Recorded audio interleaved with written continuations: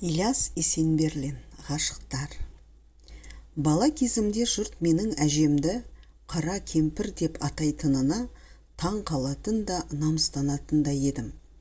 Маған әлемде осына бір шүйкедей, бет аузы шандыр-шандыр, қарт анадан ажарлы, одан сымбатты жан жоқтай көрінетін.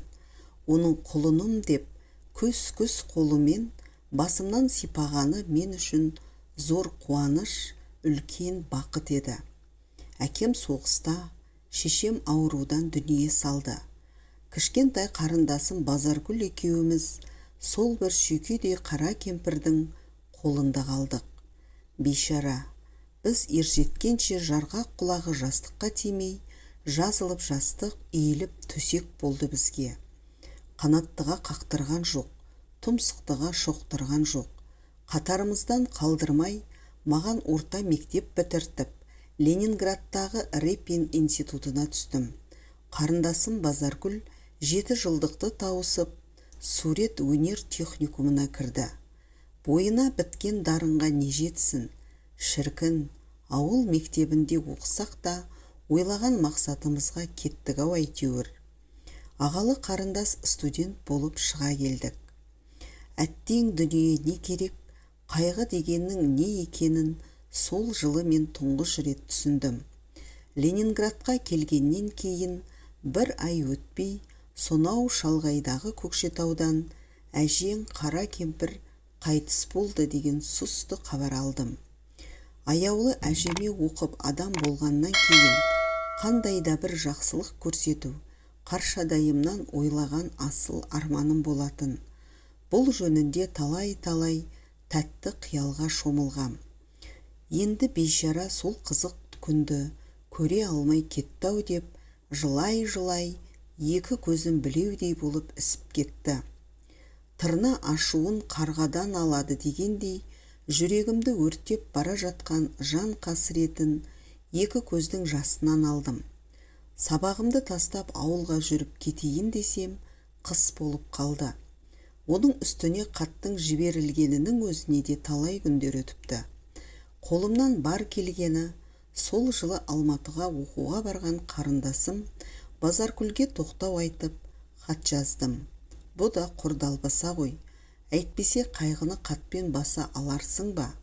Ондай қайғының орны тола ма? Әлбетте, толмаса керек. Содан кейін көрген қайғым Базаргүл қайғысы. Жоқ, оған ештеңе де болған жоқ. Зыр қағып ойнақ салып жүр. Өзі де айтқан қалғандай сұлу, әдемі, өте сүйкімді болып жетті. Төңірегіне жігіттер шыбынша үймелейді-ақ. Бірақ дегенімен ретімен айтайын. Мен Репин институтын бітіріп, мүсінші мамандығын алып, жақында салынып біткен жаңа өндіріс Маңғыстау қаласына қызметке келдім. Осы қалаға Алматыдағы сурет салушылар техникумын бітіріп, Базаргүлде келді. Көктен тілегеніміз жерден табылғандай. Екеуімізде мәдениет сарайында қызмет істейміз. Мен жұмысшы жастарға мүсін ою өнерін үйретемін. Базаргүл халық театрының суретшісі. Екеумізге қаланың ортасынан жаңа салынған 5 қабат үйден 2 бөлмелі жеке пәтер берді. Екеумізде бір-бірден 2 бөлме, бөлек тұрамыз. Бірақ бірімізге біріміз бас көзбіз. Әсіресе ағалығымды пайдаланып, ақыл айтатын менмін. Ақылыңды тыңдар адам болса, әрине, ақыл айтқан жақсы ғой. Өсиетімді тыңдайтын адам табылғанға мен әбден сөзуар болып кеткен тақылеттімін. Менің ақылымнан әбден мезі болған қарындасым бір күні ұяла қызара отырып, келесі аптада Әбілқас екеуінің үйлену тойы болатынын айтты. Төбемнен жай түссе де мұндай саспаспын. Мұны Әбілқастан күткенімен Базаргүлден күткен жоқ едім. Ол маған әлі де болса жас баладай көрінетін.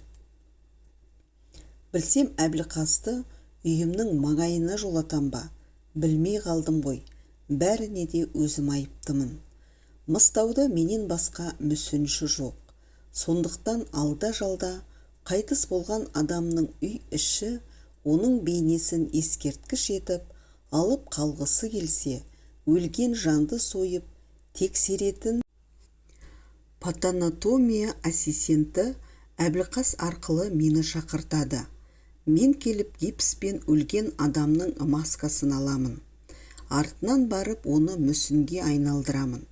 Әбілқас пен мен осы өнерім арқылы таныспын. Онымен кейде патанатомиялық бөлмеде, кейде мүрдеқанада кездесіп қаламын. Осындай бір кездесуден кейін мен оны үйіме ертіп келдім. Ойымда ештеңе жоқ. Қарындасыммен таныстырдым. Сөйтсем, ол соңғы кезде оны сылтауратып, біздікіне келгіштеп жүруші еді. Сөйтсем, текке жүрмеген екен. Сөйтіп белгіленген күні Базаркүл мен Әбілқастың үйлену тойы болды. Бізге жанашыр адам мұндай көп болар ма?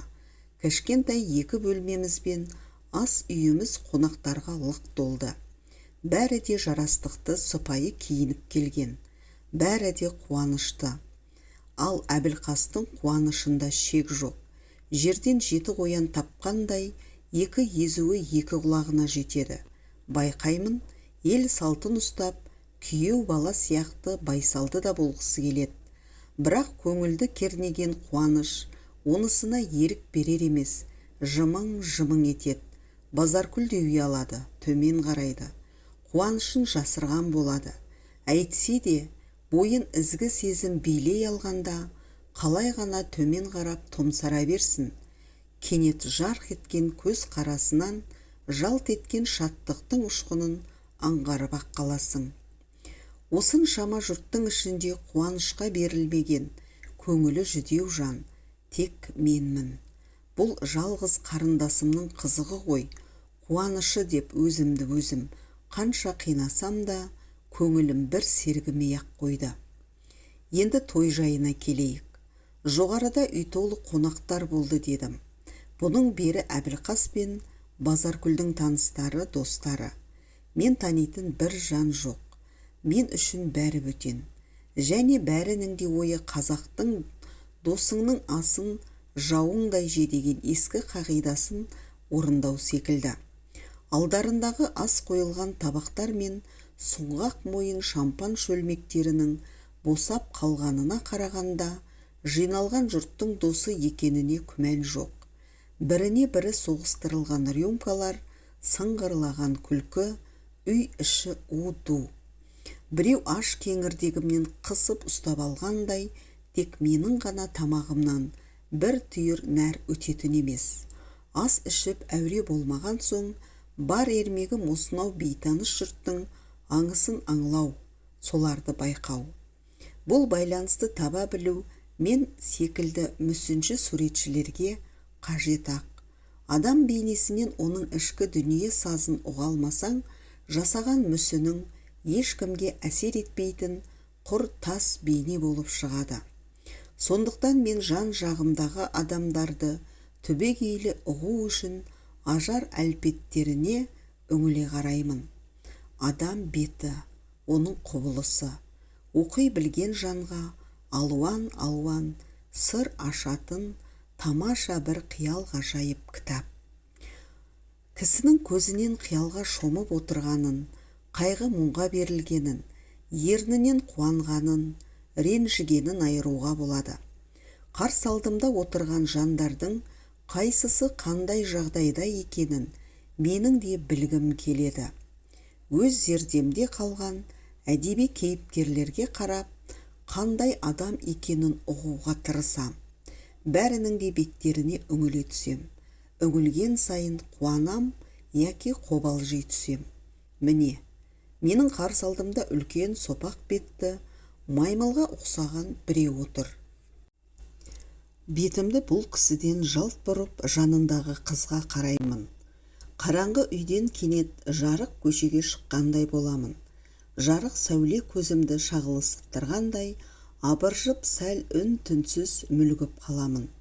Бұл аққұба сымбатты, жұп-жұмыр қаз мойын, бота көз сұлу жан. Жасы 20-25 шамасында. Киген киімдері де келісімді. еркек көзіне тез шалынатын мүшелерін қынап, торсита анықтай көрсетіп тұр. Бұл Базаркүлдің танысы.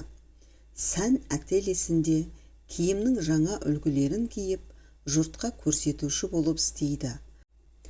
Мұндай сұлу қызға жарасқан киім өзге әйелге жараса ма, жоқ па, онысын өздері білсін. Әйтеуір аты Ұлбосын. Өз атын жаңа үлгімен Оля, яки Оленка деп қалай өзгертпей жүргеніне таңғаласың. Бұрын бір-екі рет есік көрген адам деген сыбысты құлағым шалып қалғаны бар. Бірақ оған мән берген емеспін. Өйткені бұл дүниеде Ұлбосын бар ма, жоқ па, ол жағын еш уақытта ойыма да келген емес. Ал қазір ажарынан көзімді алғым келмейді. Мені сонша тартып бара жатқан қандай күш, қандай құдірет. Енді ғана аңғардым. Бұның да күлімсіреген бейнесі, күлімсіреген түрі Джокандадан аусайшы. Атақты Леонардо да Винчи Мадоннасының құпия сұрлы күлімсіреуінің ернінің бір шетінің сәл көтерілуімен ғана беріп тұрған жоқ па. Ұлбосын да іштегі құпия жылы, тәтті ойын сәл жоғары көтерілген ернінің бір шетімен көрсетіп отыр. Ұлбосынға қарай бергім келеді. Қараған сайын жан жадыратар сымбатты қасиеттер табамын. Әлден уақытта барып, Ұлбосынның көзінің қиығы аударыла берген жаққа қарағанда, осындай таңдауда бүкіл кешімді өткізер медім, әлде қайтер едім. Қарауын қарасам да, бойым тағы тітіркеп кетті. Төр жақта осы қаланың белгілі адамы, былтыр ғана Алматыдағы кафедрасын тастап келген панатомия профессоры Шерубай отыр. Бұл Әбілқастың әрі ұстазы, әрі бастығы. Тойға да сондықтан шақырылған. Жасы 50-лер шамасында, бетінде қан сөл жоқ, қатпар-қатпар, ұзын бойлы арық кісі. Үлкен басы, ойлы көзі, ақыл адамын аңғартқандай. Әйтсе де менің көңілімді аударған оның ашық жүзі, шыр шықпаған арықтығы. Ауру емес, 50-ге келгенше тарамыстай қатып қалуына не себеп болған? Мен ой ырғағына жетіп үлгергенше рюмкалар көтеріп, ұстазының жанына Әбілқас келді. Әрине, мен оның тойы болып жатқанда, қалыңдығының жанында отырмай, шошаңдай қалғанын ұнатпадым. Үйлендіріп отырған Шерубай емес, Әбілқастың бұнысы жағымпаздық деген шешімге келдім. Енді күйеу баламның бетіне қарай бастадым. Бұл жас хирург, институтты былтыр ғана бітірген, 25-тер шамасында, тар маңдай сығыр көздеу. Әлі есімде, институтта жүргенде Наполеонның өзін әлденеше рет алдаған министрі Фушенің мүсінін салғаным бар. Оның да маңдайы дәл Әбілқастікіндей, үш-ақ елі болатын. Бұ да сондай опасыз қу болып жүрбесен етсін. Бірақ қу адамдар ақылды болады деседі ғой. Мүмкін Әбілқас та ақылды шығар, бірақ маған оның қалқиған үлкен құлағы ұнамайды. Римнің көне замандағы пәлсапашысы Плинный үлкен құлақты адам ақымақ болады дейді екен. Әбілқас ақымақ болса, Базаркүл сыпаттас олжыған дарынды жасты қолына қондыралар мед. Әй сірә қарт Плинный қателескен секілді өзі. Әбілқас ақылды адам болуы керек. Жалғыз қарындасымның жүрегіне жол тапқан адамның ақылды болғанын тілеймін. Менің ойымды кенет күйеу баламның рюмкасын жоғары көтеріп, Шерубай аға, енді біз тостымызды, асқан оқымызды, аяулы Айыс Бейсенова үшін көтерейік, деген даусы бөлді. Енді мен Әбілқастың қусыңау деген болжамыма бас идім. Өйткені Айсұлу Бейсенова Шерубай екеуі қызмет істеп жүрген қалалық поликлиниканың бастығы еді. Бірақ Шерубай оның көңілін су сепкендей басты. Жоқ, мен рюмкамды осы кештің салтанатты жаз түнінің жарық жұлдызы Ұлбосын үшін ішемін деді. Бәсе, Мен Шерубайдың арықтығынан босқа сезіктенбеген екенмін. Ол қатыгез жан екенін осы жерде бір көрсетіп тастады. Айсұлу Бейсенова қызара түсіп, жұртқа күлкі еттің ғой дегендей, Әбілқасқа отты көзін бір қадады да, оған сол керек орынсыз жарамсақтанатын сабаз ғой, отыра кетті. Дәл осы сәтте Шерубайға жаутаңдай қарап, қолындағы рюмкасын ұсына, жұртқа үстіндегі жаңа үлгімен тігілген алтынға малынғандай сары көйлегін көрсеткісі келгендей, ұлбосын орнынан созалаңдап тұра берді. Сіздің құрметіңізге, деді ол, даусы фарфор шынысындай сыңғырлап Шерубайға қарап, рюмкасын көтере түсіп. Бірақ дәл осы сәтте дәліздегі телефон шырылдап, Шерубайды шақырды. Ол сөйлесіп келді де киіне бастады. Кезекші дәрігер шақырып жатыр, деді ол Айсұлуға қарап. Бір қатты жараланған әйелді алып келіпті. Жедел жәрдем керек екен. Шерубай жұртқа басын сәл изеп қоштасты да шығып кетті. Үй іші маған кеңіп қалғандай көрінді. Енді орныма қайтадан отырдым. Жан жағыма тағы да қарай бастадым. Адам баласының сырт бейнесіне физиологиялық, биологиялық айырмашылықтарына қарай бірнеше түрге бөледі. Осы отырғандардың ішінде солардың қандайын болса да табуға болады. Ұзын тұра астениктерді де, төртбақ гипертониктер де, момын пішінді семіздер де, қатқан қабақты жүдеулер де кездеседі. Бірақ менің көзім әлсін ұлбосынға ауа берді. Оның өңінен Дагиоконданың күлімсірегеніндей сырлы құпия белгісі әлі өшкен жоқ. Шерубай шығып бара жатқанда өзгере ме деп едім. Онда да өзгермеді. Тек басын изеп қоштасты да қала берді. Оның бетіне қанша үңілсем де, ол маған көз қырында салар емес. Тек бір-ақ рет қарағандай болды. Онда да қандай жігітсің дегендей сынай күлімсіреді де бұрылып кетті. Қанша уақыт өткенін білмеймін, айтылмаған құттықтау, ішілмеген шарап қалмаған секілді. Мен өз ойыммен өзім әуре болып отырғанда, жұрт та тарай бастады. Біраздан кейін үйде мен, Ұлбосын, Базаркүл, Әбілқас және солардың бір-екі қыз-жігіт достары қалдық. Әдепкідей емес, бәрі де шаршаған тәрізді. Біреуінде де үн жоқ. Неге екені белгісіз, бар болғандары маған қарай береді. Бірдеме айтқылары келетін сияқты. Бірақ айтуға бата алмай тұрғандай. Нағыз жұм ойнап отырған адамдар секілді. Олардың бұндай қылықтарын қызық көрген менде үн жоқ. Үндемесеңдер, үндемеңдер, көрейік, қайсысымыз жеңер екенбіз. Аз кем уақыттан кейін барып, Әбілқастың жақыны басын қазандай шикіл сары бір жолдасы қозғалып қойып, «Ия» деді. Мен де «Ия» дедім. Сөйтіп енді, деді ол маған қарап. Әйел бала бөтен жұртқа жаратылған деген осы. Сіз қарсы болмасаңыз, Әбілқас пен Базаркүл енді өз үйлеріне барсын. Біз шығарып салайық. Жүрегім шым ете қалды. Бір анадан, бір әкеден туған жалғыз бауырымды көпе көрнеу біреуге менен бөліп алып кетпек. Бұл енді біздің мәңгі айырылысуымыз. Бұрын Базаркүлге ең жақын адам мен болсам, енді оған ең жақын адам мынау отырған қасқа маңдай Әбілқас болмақ. Әділеттік деген қайда?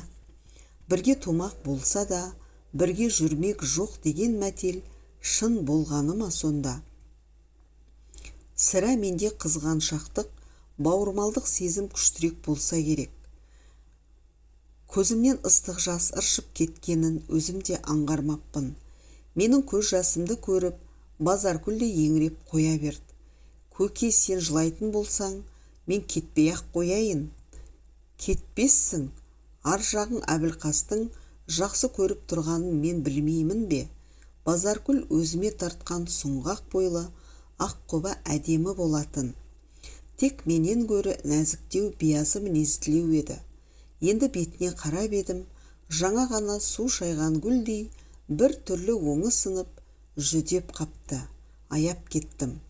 Өздерің біліңдер, шығарып саламыз десеңдер, шығарып салыңдар, дедім қазанбас жігітке. Сөйттім де жылап жібергенімді, көздерімді шалмасын деп, үйден ата жөнелдім.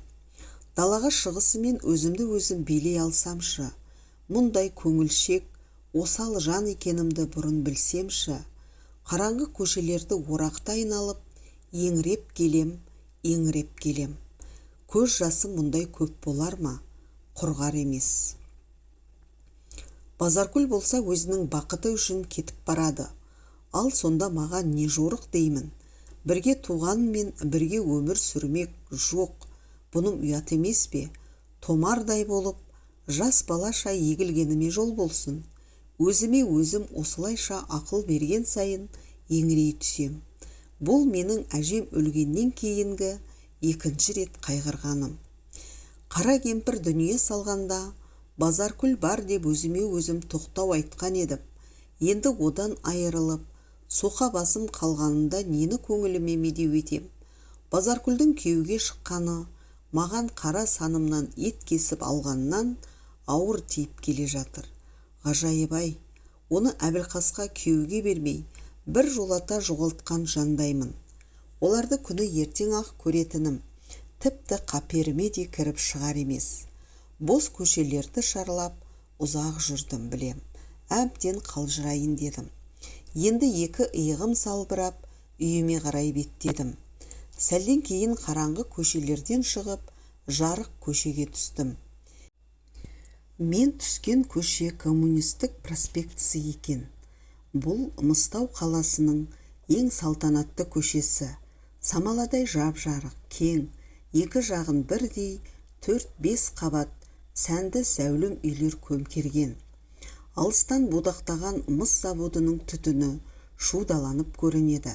Заводқа тіркесе салынған ұзын эстакадалы темір жолдың үстінен кішкентай вагонеткалар төгілген мыс қоғысы түнгі жалын тәрізді қып-қызыл боп төмен қарай аға түседі. Тыныш, жарық, таза ауалы көшеде көңілімді сергітейін деді. Оның үстіне көз жасымен бірге көңіл кірі де кеткендей. Алғашқыдай емес, жан жағыма қарай бастадым. Қыбырлаған жан жоқ, әлі автобустар жүрмеген. Көше бойлап өсіп қалған жасыл жапырақты ақ қайыңдар ұйқылы ояу мүлгіп тұр. Үлкен көшеден үйге баратын бұрышқа қарай бұрыла бергенде, дәл қарсы алдымнан ұлбосын кездейсоқ шыға келді. Тоқтай қалдым. Сірә Базаркүлді Әбілқастың үйіне апарып сап, қайтқан беті болуы керек. Аяғын кербез басып, төмен қарап, қалың ойда келе жатыр екен. Мені көріп ода бөгелді. Қайда қашып кеттіңіз, деді ол күлімсірей сөйлеп. Көрдіңіз бе? Қараңғы түнде жалғыз қайтуға тура келді. Өзгелерің қайда? Әбілқастың үйінде қалды. Сіз неге қалмадыңыз? Түнде жүру қорқынышты ғой. Несі қорқынышты? Қыз ұрлайтын жігіттер қазір жоқтың қасы, деп ұлбосын әзілдей күлді. Жаныңыз ашыса ұзатып салыңыз. Қуанып кеттім. Бірақ сыр бермегенсіп. Алыста тұрасыз ба, дедім. Көңілі алыс адамға алыс, деді қыз тағы да әзілдей күліп. Ал көңілі жақын адамға алыс та жақын ғой, дедім мен де күлімдеп. Ұлбосынға қалай еріп кеткенімді өзім де білмей қалдым. Айлы түн, ашық аспан, сыр шертіп, самсаған жұлдыз жымыңдасқан. Көңілім әбден жадырап кеткен. Жанымда ырғала басқан сұлу қыз. Әлсін әлі ұрлана көз тастап, сыңғырлап күліп бірдемелер айтып келеді. Мас жандай дел салмын. Дауысы жүрегімді қытықтап, сөзінің көбін ұқпағандаймын. Тек сіз даңғайыр ақын жанды, суретші адам екенсіз. Осы күні жұрт қарындасының күйеуге шыққанына жыламақ түгіл деген секілді жаныма жылы тиер сөз ғана үзіліп барып санама жетеді. Құмартқан көңіл тіпті басқа жақта. Анда-санда денесіне не қолына қолым тиіп кетсе, көңілдегі арман бұрынғысынан да ұлғайып, ұшқындай түскендей. Бойымды бір ыстық жалын билеп, жүрегім лепіре соғады. Қара жерді қаз басып келе жатқандай емеспін. Бір бақыт бұлтының құшағында қалқып кеткендей сезінемін. Қанша қыдырғанымыз есімде жоқ. Қаланың шетіндегі 3 қабат үйдің жанына келіп тоқтағанда ғана ұлбосының пәтеріне жетіп қалғанымызды бірақ білдім. Көп рахмет әкеп салғаныңызға, деді ұлбосын, ұзын саусақты қолын беріп. Сөйтті де тағы да қалжыңдай күлімсіреді. Жалғыз қайтуға қорықпайсыз ба? Өзінен бөлінгім келмей тұрғанын жасыра алмай, кібіртіктей міңгірледім. Қорыққанмен амал бар ма? Қыз әзілдей қақтықты. Мені шығарып салам деп, үйіңізден тым алыс кетіп қалдыңыз ғой. Алыс деп ауылыңа бармайсың ба? Тым шаршап тұрғандайсыз, деп қыз сәл езу тартты. Жалғыз қайтқыңыз келмесе, менің үйіме қона салыңыз. Үйдегі кісілерге сөкет көрініп жүрмесе, қорықпай-ақ қойыңыз, жалғыз тұрамын, деген қыз енді сыбырлай күлді. Және сіз жататын жеке орында табылады. Мен жауап берудің орнына ұлбосынды қолтықтай қараңғы дәлізге қарай асыға басып жүре бердім. Ұлбосынға деген сезімімді әлі өзім де байыздаған жоқпын. Тек бір ғажайып қуатты күш билеп әкетіп барады. Оқта-текте өз халімді өзім түсінгім келеді. Сіздер 19 ғасырдың аяқ шенінде өмір сүрген француз мүсіншісі Огюст Роденнің Эрмитаждағы мәңгі көктем деген сүйсініп тұрған қыз бен жігіттің мәрмәрден жасалған мүсінін көрген боларсыздар. Онда шебер қыз бен жігіттің ішкі сезімін, жүрек толқынын, әр құбылысын тасқа тіл біткізгендей қандай нәзік бере алған. Сүйісіп тұрған екі жастық, денелері сондай жеңіл жұмсақ, тас емес, нағыз тірі жандардың тұлғасындай боп көрінеді. Егер қолыңды тигізіп көрмесең, ауа мен сәуледен істелген бедер едің.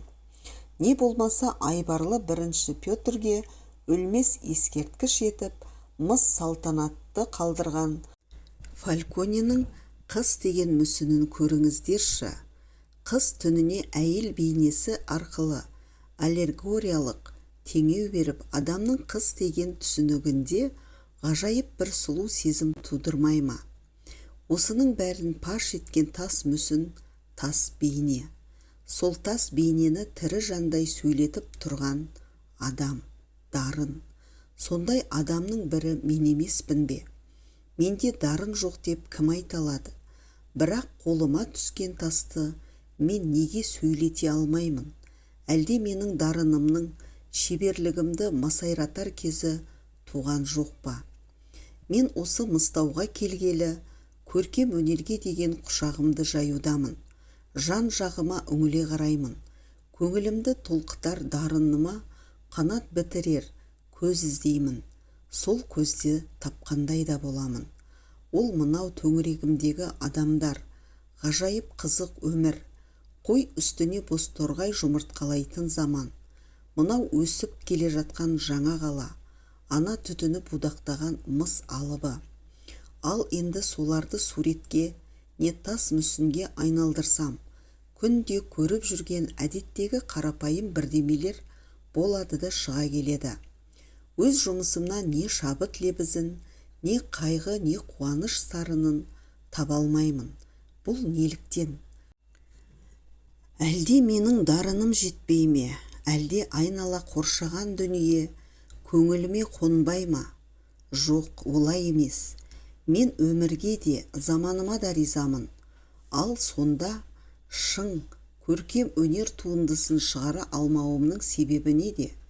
Бағана жанымда келе жатқан ұлбосынға қараған сайын осы себептің кілтін енді тапқан секілдімін.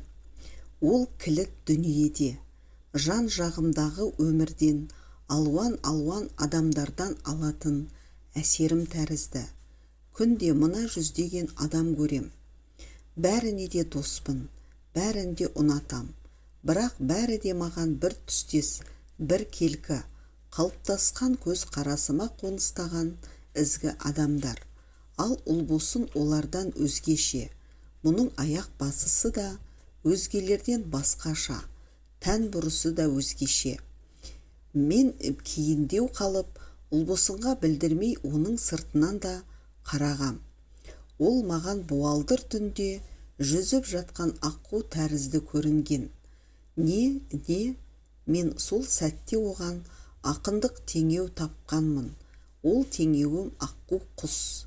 Мен енді ұлбосынды өзімнің замандастарымды бәрінде бір ғажайып сұлу ақ құстар деп ойлағам. Сол ойыма өзім қуанғам. Біз екінші қабаттағы үйге кірдік. Әдемі бір бөлмелі үй екен. Асханасы, ваннасы бөлек. Бөлмесін жаңа үлгімен жайната жинап қойыпты. Қыз қолымен безендірілген үйдің жайы белгілі ғой.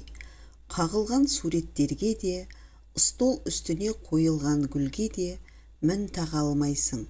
Чехословакияда жасалған бір бөлмелік әдемі мебель электр сәулесі түсіп жалт-жұлт етеді. Қыздың өзі жататын тақтасына таяу терезе алдына диван кровать қойылған. Үйге кіргеннен кейін біз ас бөлмеге барып шәй іштік. Сұлу қыздың қолынан ішкен шәй қандай тәтті. Қарасу берсе де маған шәрбаттан кем көрінер емес. Әлсін-әлсін жұтына беремін. Қызға әлде шайға қызығып отырғанымды өзімде білмеймін. Шәй ішіп болғаннан кейін ұйықтайтын бөлмеге кірдік. Сіз ана диван кроватқа жатыңыз, деді ұлбосын. Сөйтті де өзі шкафтан орамалын алып жуынуға шығып кетті. Тез шешіндім де салулы тұрған төсекке барып жаттым. Бас жағымда тұрған альбомды алып қарай бастадым. Бұл 62 жылы шыққан Эрмитаждағы 15-14 ғасырлар суретінің альбомы екен.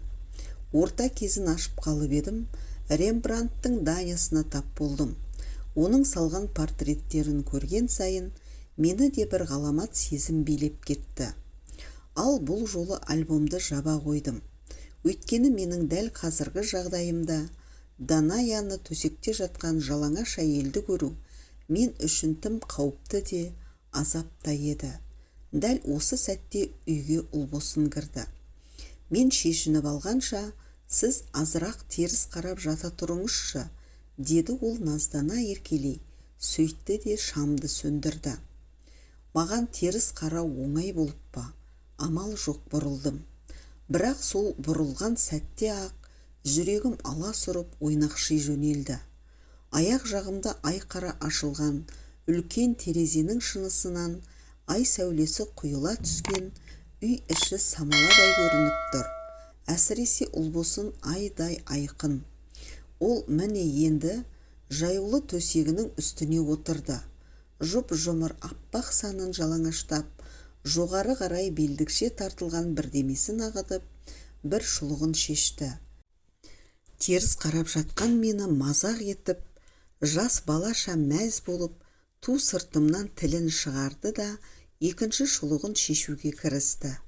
Іш көйлегі сәл еңкейген жеріне дейін сыпырылып, жұп-жұмыр ақ балтырымен толық сандарын әдейі мен қызықсын дегендей молынан ашты. Суретші яки мүсіншіге жалаңаш әйел денесін көру таңсық емес. Институтта жүргенде мұндай жағдайды бастан өткізуге тура келген. Өнерде шындықты бейнелеу үшін сабақ кезінде әдейі шақырылған жас әйел мен сымбатты қыздың жалаңаш денесінің мүсінін мен де сан рет гипстен құйғам. Бірақ қалай екенін қайдам, сол натурщицаларымның дене көркінен қандай сұлу болса да, бірде-бір эстетикалық ләззат алып көрген емеспін. Ал көркем өнерде рухани рахат, не эстетикалық қызық тудырмаған көрініс суреткерге шабыт бере алмайды. Ол шабытсыз шын көркем туынды келмейді дүниеге. Көркем өнерге дарын, еңбек жеткіліксіз, оған шабыт керек. Сондықтан да болса керек, мен қандай жоғары баға алсам да, гипстен құйған мүсіндерімнің бірде-бірі өзімді қанағаттандырып көрген емес. Менің жалаңаш қызым Огюст Роденнің мрамордан жасалған ақын мен музасындағы музаны бейнелейтін, жүрекке асқақтаған ақындық сезім тудыратын ғажайып сұлу әйелдің жалаңаш денесін былай қойғанда, Арнист Майольдың түрегеліп тұрған әйелінің жалаңаш мүсінінен де қарапайым болып көрінетін, үлкен мүсіншілер тапқан сызық, поэтикалық сезім туғызатын болмыс, көзді тартып, көңілге қуаныш беретін сұлулық менде болмайтын. Сол сұлулықты таба алмағаныма, сол сұлулықтан өзімді де елең еткізетін, басқаны да қуантатын туынды жасай алмағаныма іштей ыза болатынмын. Сабақ үшін арналып шақырылған қыз келіншектердің мүсінін ойдағыдай сала алмағанымды, дарынымның шалалығынан деп күмәндансам да, тегінде суретке түскелі келген әйелдердің дене құрылысы көңілімді оятпайды, эстетикалық сезім бере алмады деп сылтау табатынмын. Егер де шеберлерге кездескен ерекше әйелдер маған да кездессе, мен де өнерімді көрсетер едім деп өзімді өзім жұбататынмын. Ал қазір сол күткен сәт келген секілді. Көркем өнерде ойлаған арманыңа жете алмау, көркем өнерді қорлау. Енді мен сол арманыма жететін тәріздімін. Ойлаған бейнемді көріп, сол бейнені мүсінге айналдыруға мүмкіндік алатыныма көзім жеткендей. Күні бойы билеген жігіттік сезім ығысып рухани сезімге, эстетикалық қуанышқа, творчестволық арманға жол ұсынды. Ұлбосын енді түрегеліп барып, шкафтан түнде киетін көйлегін алып келді. Үстіндегі тойға деп киген капрон іш көйлегін саспай шешіп жанына қойды да, омырау жапқышын босатып, тағы да маған қарады. Фендардың жалаңаш әйел деген суретін көргендеріңіз бар ма? Сәл қырында отырған жалаңаш ұлбосын сол суреттен аумайды. Сол бір толық сан, сол бір жұмыр нық. Француз суретшісі шеберлікпен бере білген көзінде де аңсатан, сабырсыздана күткен махаббат оты. Менде әлі де үн жоқ. Демімді шығармай үн-түнсіз жатырмын. Ойымдағы арманымды, творчестволық арманымды табу үшін әлі де бірдеме кем секілді. Не жетпейді? Өзім де түсінбеймін. Жоқ, тек адамның қиялы ғана көркем сурет тудыруға тиісті емес. Кейде адамның қиялын көркем суреттің өзі тудыруы керек. Сонда ғана қиял іске асар арманға айналады. Ұлбосынның осы сұлу бейнесінде әлі де болса қиял туғызатын бір көрініс, әлі табылмаған бір сұлу қимыл жетпейтін тәрізді. Сондықтан төзуге тура келеді. Ұлбосын жалт етіп маған тағы көз тастады. Ажарынан әлгінде аңсаған махаббат толқыны ғайып болып, бір қуақы құбылыс пайда болды. Ол тез үндеме дегенде қолын ерніне апарып, маған бір сыр айтқысы келгендей күлімдей қарады. Дәл осы сәтте оның жүзінде Этьен Фальконың Амур мүсініндегідей бір күнәсіз құбылыс пайда болды. Ұлбосынды 20-дан асып бара жатқан қыз емес, жүрегін әлі еш күйе шалмаған бір пәк нәресте дер едің. Ол өзінің осынау бір ғажайып, бейкүнә отырысы мен, мөлдір таза көз қарасы мен жүрегіме шоқ түсірді. Енді шыдап жата алмадым. Орнымнан қарғып тұрдым. Ұлбосын, айналайын, Осы қалпыңнан қозғалмай 5 минут отыршы, дедім асыға өтініп. Ол ойымды бірден сезгендей, жақсы деп күлімсіреді. Мен ұлбосынның бас жағында тұрған торшерді жақтым. Үй іші сәл қызғылт тартып сәулелене қалды. Асыға барып төс қалтамнан сурет қаламымды алдым да, ұлбосынға қырындай, жанымда жатқан альбомды ашып, алғашқы бетіне оның суретін сала бастадым. Қыз қыбыр етпестен сол қолын ерніне апарған күйде күлімсіреген қалпында отыр. Тырп етер емес. Маған осы сәтте дүние емес, бір ғажайып сұлу ертегі тәрізді көрінді. Бойымды билеген қуаныш ұлбосынның көркіне қараған сайын қанаттана түскендей. Қанша мезгіл өткенін білмеймін, әйтеуір сурет ойымдағыдай болып біткенде, уф деп демімді бірақ алдым. Барлық жан сезімін ақыл ойымның қауыша тебіреніп, араласқаным сонша тау бұзып тас көтергендей, маңдайымнан қара тер бұршақтап қоя бергенін енді білдім. Енді киінуге бола ма, деді қыз маған күлімсірей қарап. Көзіне көзім түсіп кетіп еді, көзі тостағанға құйылған судай мөлдірей қалыпты. Жоқ, өзім киіндірейін. Жанына қалай барғанымды да білмеймін. Адам өмірінде мұндай сәттер болады ғой. Тек құшағымдағы ұлбосынның «О, жантас, жаным жантас» деп күбірлегенін ғана әзер естимін. Күйіп бара жатырмын ба, жанып бара жатырмын ба, түсінбеймін. Құлан иектеніп таң атып келеді. Ұлбосын екеуіміз қатар жатырмыз. Шалғай сапарда жаяу жүріп шаршаған адамдаймыз. Бірақ көңіл бір арманға жеткендей, ұйықтайтын түріміз жоқ. Мен бір мезет қолымды созып, пиджагымның қалтасынан шылымымды алдым. Тартайын деп басымды көтергенде, бағанағы аяқ жағымдағы ашық терезе шынысынан диван кроватта өзім жатқан жерді көрдім. Ұлбосын мен теріс қарап жатсам да, оның өзін шыныдан көретінімді білетінін жаңа түсіндім. Бірақ мен оған ренжіген жоқпын. Қыздың осы бір табиғи тілектен туған пәк қулығын да кешірдім. Өйткені бұл менің ең алғашқы көрген қызығым еді. Мұндай қызық үшін нені болса да кешіруге болады. Қазір менен бай, менен кең адам табыла қояр ма екен? Бүкіл әлем, осы жатқан үйім, бәрі де маған жұмақтан кем емес. Ал жанымда жатқан ұлбосын сол жұмақтан түскен қор қызы іспеттес. Дәл осы мезетте маған одан артық жан жоқ, мәнжелдес. Мен оның жаратылысын, күлген күлкісін, сөйлеген сөзін, асқан сұлу, кербез қимылдарын да жақсы көремін. Тіпті ұлбосын деген аты да жаныма жақын.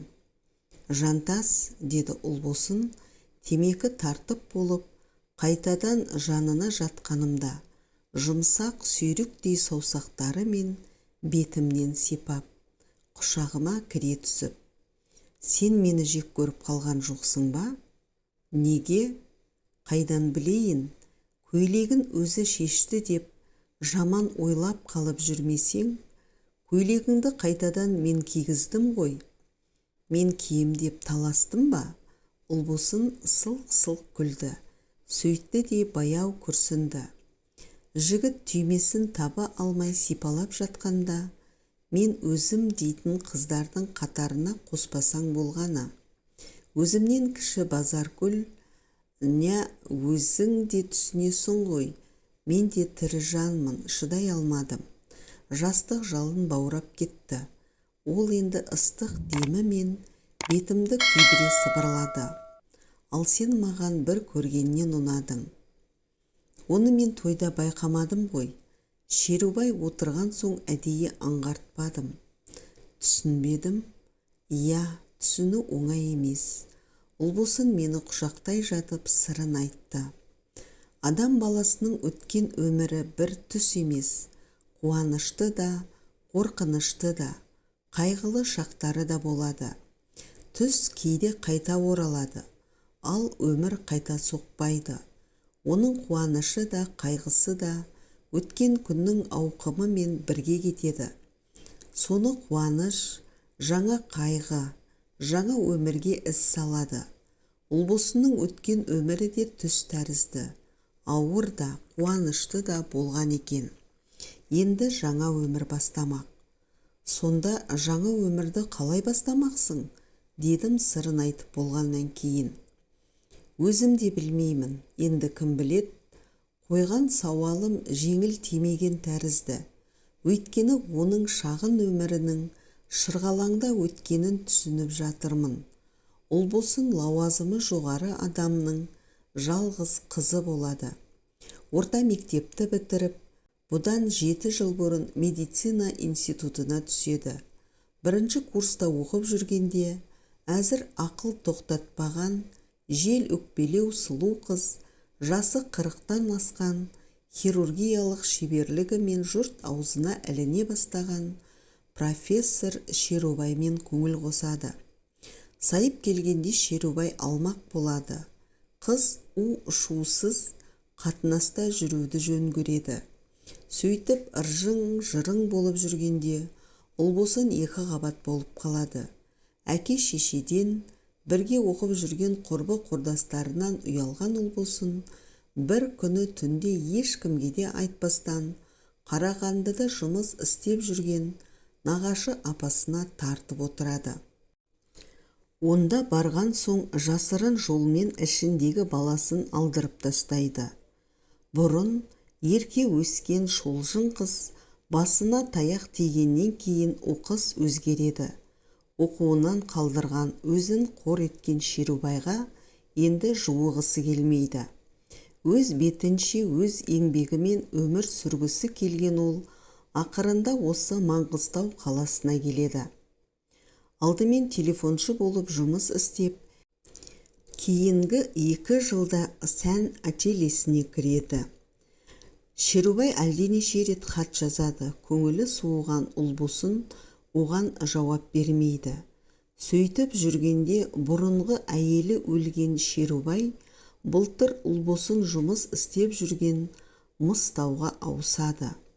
Уәдемді берік ұстап, әдейі сен деп келдім, енді қосылайық дейді. Ұлбосын бірден жауап бере қоймайды. Мыстаудағы тәуірмін деген жігіттердің көздеріне түсіп жүрген ажарлы қыз енді Шерубайды елемеген болады. Бірақ кет әрі демей келешегін ойлайды. Осындай шытырманда жүргенде қапелімде мен тап болып, Ұлбосын осынау тәтті түнге бел буады. Әлгінде қойған сұрағыма ол қысыла жауап қайтарды. Қысылғандығы сонша тіпті дауысы дірілдеп шықты. Менің шешімім енді сенің жауабыңа байланысты. Қандай жауабыма? Ұлбосын үн-түнсіз ұзақ жатты да, әлден уақытта барып, мен саған ұнадым ба деп дауысы бұрынғысынан да қобалжи шығып. Бұрын көңіл ашып сырласпаған, әлде қалай кездейсоқ ұшырасқан адамына алғашқы түні ақ бар өмір баянын, жүрек құпиясын Ұлбосын бірден ақтара бастағаннан ақ бұнысы не деп таң қалып жатқанмын. Бір сәт Ұлбосынның бұл қылығын, оның ашық, ақжарқын, адамға сенгіш мінезінен шығар деп те ойлағанмын. Әлде шын сырын айтып, мені өзінен үркітпек пе? Бүгінгі түсіміз әлде қалай толқып кеткен жастық әсерінен туған түн, менің жолым сенен бөлек дегенді, міне жат еткісі келеме деп де шүбәланғанмын. Жоқ, бұның екеуі де болмай шықты. Ұлбосын бар сырын айтса, бар күнәсін алдыма жайып салғанда, ойы анағұрлым тұңғиықта жатыр екен. Жақсылығым да, осалдығым да осы, ендігісін өзің шеш деп, жай ғана құшағын емес, бар жүрек сырын алдыма жайып салған екен. Сонда бұл не, махаббат па, әлде мен түсінбейтін басқа бір жұмбақ сезім бе? Махаббат дейік, ал сонда ол осылай оп-оңай бір көргеннен пайда бола қалғаны ма? Пайда болса несі бар? Еңлік пен кебектің де махаббаты бір түннің ішінде тумай ма? Туады делік. Олай болған күнде сенің өз жүрегің қалай соғады? Сен де бірден ұлбосын тоқтаған шешімді тілейсің бе? Қапелімде қойылған сұраққа жауап қайтара қою маған да жеңіл тиген жоқ. Енді мен қысылдым. Қысылғандығым сонша не дерімді білмей, үн-түнсіз жата бердім. Жағдайымды ұққан ұлбосын: мені дұрыс түсінбедің ғой, деді мені бауырына тартып құшақтай түсіп. Бірден жауап бере алмағаныңнан қысылып қалғаныңды түсіндім. Қысылмай-ақ қой. Мен өз күнімді өзім көре алатын адаммын. Тек қуанышымды бірден үзбесең болады. Қалжап барып қатты ұйықтап кеткен екем. Көзімді ашсам, күн түске таяп қалыпты. Ұйқым да қанған тәрізді. Жанымда ұлбосын жатыр. Денесі кеудесіне дейін ашық. Аршылған ақ балық тәрізді. Ұйқысы қандай әдемі еді.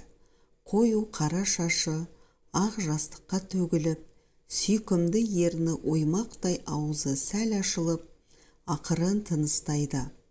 Кенет қызығып кеттім. Бас салып қысып сүйгім келді.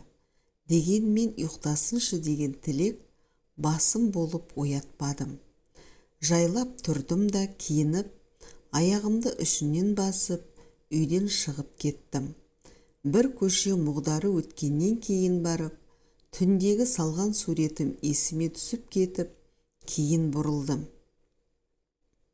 Дәл осы кезде ұлбосынның үйіне кіріп бара жатқан Шерубайды көрдім. Мен онымен дәл қазір ұшырасқым келген жоқ. Жарайды, суретті кейін алармын деп кете бардым. Адам баласы қызық қой, әлде мен солаймын ба? Өз қайғымнан гөрі өзгенің қайғысын көбірек ойлаймын. Біреудің жылағанын, не оның ренжігенін көрсем, со күні менің де берекем кетеді. Қолымнан келер жәрдемім болмаса да, әлгі адамның қайғылы халі ойымнан шықпай қояды. Әлгінде ұлбосынның үйіне беттеген Шерубай ту сыртынан маған дәл осы бір түннің ішінде жасып, жүдей қалғандай көрінді. Аяғын сылбыр басып, кешегіден гөрі бүкірейе түскендей. Соншама бұған не болды екен? Әрине, ұлбосын екеуміздің түндегі қылығымызды білген болса, мен мұндай сұрақ бермеген болар едім. Егер Шерубай ұлбосынды шын жақсы көретін болса, біздің түндегі қызығымыз дәл ол көңілденетін қылық емес, бірақ ол қайдан біледі? Сонда менің бүгін түнгі өз қылығым жөн бе? Егер Шерубай ұлбосынды шын жақсы көрер болса қалай болғаны? Мен кездеспесем, ұлбосын екеуінің арасы қалай шешілер еді? Жаңадан құрылғалы тұрған ұяны бұзған жоқпын ба? Ұлбосын ақылға зердеге салып, түндегі екеуіміздің сөзімізден кейін Шерубаймен ортақ тілді тапқан шығар. Олай болған күнде мен ұлбосынның маңайынан жүрмеймін. Қуанышымды бірден үзбе деген өтінішін орындамаймын. Шерубайға жасаған осы қиянатым жетеді. Екінші қиянатқа бара алмаймын. Осындай тоқтамға келсем де, ұлбосынды көргенше шыдай алар емеспін. Шынымен ақ ғашық болып қалғаным ба? Солай секілді. Махаббат деген осындай шыдамсыз болады деуші еді ғой. Маған да жеткен екен сол бір абзал күш. Жетсін, мен оған өкінбеймін. Ұлбосындай сүйген жарым болса, менен бақытты адам бар ма? Ойлашы, Рас, мен бақыттымын ба? Ендеше түнде ұлбосын құшағында жатқанда осы сөздерді неге айтпадым? Ал қазір көзіңнен таса болып, енді шын ғашықтай өліп баратсың. Сенің мұның тек өткінші қызу емес пе? Мені қандай күш билеп бара жатқанын білмеймін. Әйтеуір ұлбосынды көруге құмармын. Тағы да оны құшақтағым келеді. Шыдамсыз жүректің мауқын басқым келеді. Сайып келгенде ұмыт қалған альбомдағы суретті сылтау етіп, күн бата ұлбосынның үйіне қайта бардым. Ол мені күтіп отыр екен. Құшағын жая қарсы алды. Жаңбыр артынан құлпырған гүлдей тіпті әдеміленіп кетіпті. Жайраң-жайраң етеді. Келетініңді біліп едім, деді ол, менің екі қолымнан бірдей ұстап, жас балаша қуанып. Қайдан білдің? Келгің келмейтін де уақытың болады. Ал қазір ол сылқ-сылқ күлді. Мұндай сезім маған аян. Шерубаймен алғашқы кездескен айымда. Ұлбосынның бетіне қарадым.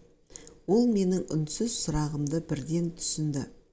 Шерубай екеуміздің арамызда ат құйрығы бір жола кесілді. Ол түндегі оқиғаның бәріне де қанық. Өзің айттың ба? Ұлбосын тағы сылқ-сылқ күлді. Өзіңе сырымды айтқан соң, жұрттың бәріне де солай екен деп ойлайсың ба? Жоқ, жантасжан, әйел сыры құлыптаулы сандық. Көрінгенге ашыла бермейді. Кіліті табылғанда ғана ашылады. Қалайша? Қатты ұйықтап қалған екем. Ұзақ дызылдаған есік қоңырауынан әзер ояндым. Басымды көтерсем, сен жоқсың. Барып есік ашсам, Шерубай екен, үйге кірді. Ең алдымен көзге түскені төсегімнің жанында жатқан сенің папиростарыңның қалдықтары болды.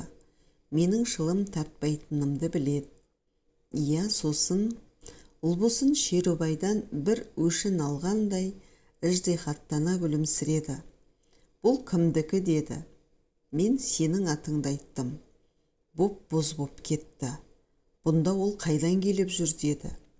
Түнде шығарып салып келген, азырақ отырып қайтып кеткен, дедім. Одан артық бірдеме деуге аядым. Жазығы жақсы көргені ме? Орынсыз өкпелемесін, дедім.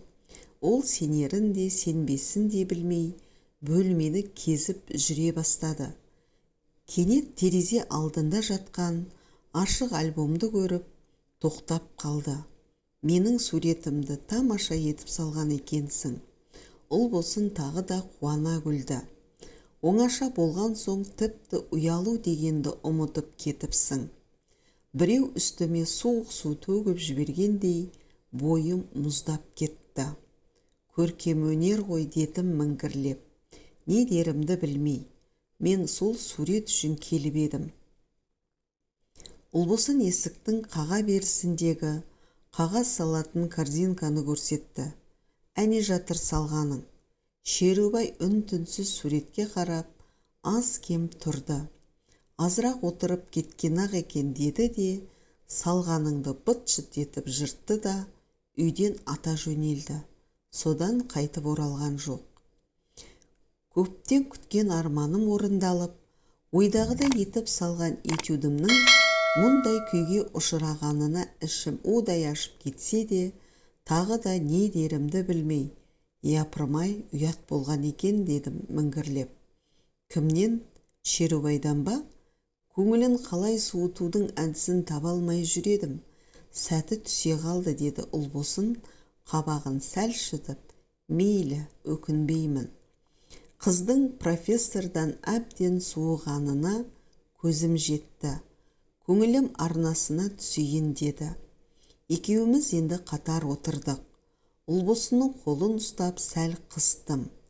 Суреттің жазығы жоқ еді ғой, бекер жыртқыздың. Мен оны қайтадан ондай етіп сала аламын ба? Ұлбосын кенет жүдей қалды. Екінші рет менде сенің алдыңда сондай боп отыра алмаймын ғой. Неге? Білмейсің бе? Ұлбосын қызарып төмен қарады. Өткен түнгі қылығымнан өзім де жерге кірердей болып отырмын. Шын махаббат ұялтпай қоймайды екен. Мен ұлболсын өзімді адал ниетімен жақсы көретініне сене бастадым. Енді оны құшағыма өзім тартып, діріл қаққан ыстық ернінен ұзақ сүйдім.